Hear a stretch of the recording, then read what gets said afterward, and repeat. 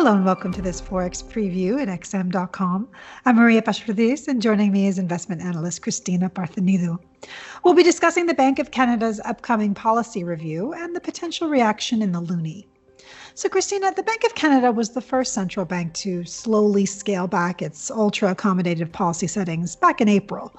Do you think policymakers will announce the next step in the tightening process when they publish their review on Wednesday? Hi, Maria. That's right. The Bank of Canada was the first central bank to start reducing its massive stimulus this year, although there were some speculations that the Fed could make the beginning because of its fast vaccination program and its impressive economic data. Well, it's still a question who will be the first to raise interest rates, of course, since we recently heard several Fed policymakers calling for a rate hike as soon as by the end of next year, which is also the period Bank of Canada wants to raise its own borrowing costs.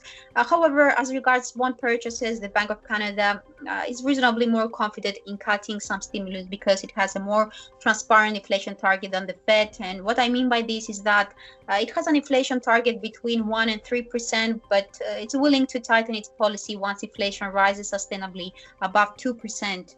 On the other hand, the Fed has a more flexible inflation target, saying that it will allow inflation to rise beyond 2% for some time before raising its rates. Though how long will that time be? It's still uncertain. The labor market is another advantage for Bank of Canada because the economy has absorbed a larger share of its employment slack than the US has, and Canada also has a more risky housing market. So all this supports the bank's decision to scale down its bond purchases earlier than the Fed.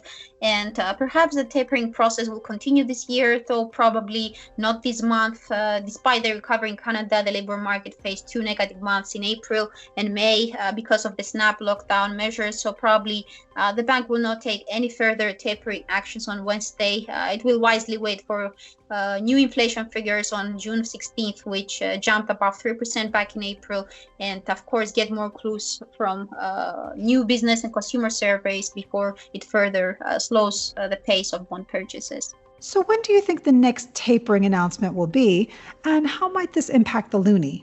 Well, 6 of the largest Canadian banks say that the next tapering action could take place in July, with the bank expected to cut its bond purchases to 2 billion Canadian dollars. There's also speculation that October could be the next potential date. However, as the bank said, any action is conditional, so how infection cases will develop during the summer and whether the unemployment rate and inflation will remain elevated will likely determine how fast the bond tapering process will move. Now, about the reaction in the loonie, I think the central bank's decision may not be a big market mover for the loonie on Wednesday if the bank indeed holds its policy settings steady for now. On the other hand, it will be interesting to see how policymakers will respond to Friday's negative employment data. In the case they show some concerns about the economy and use a more dovish tone than expected, then the loonie will probably further weaken, allowing the dollar to gain some ground above the tough resistance around the 20-day simple moving average, currently at 1.2060. Christina, thanks so much. And thanks for joining us at XM.com.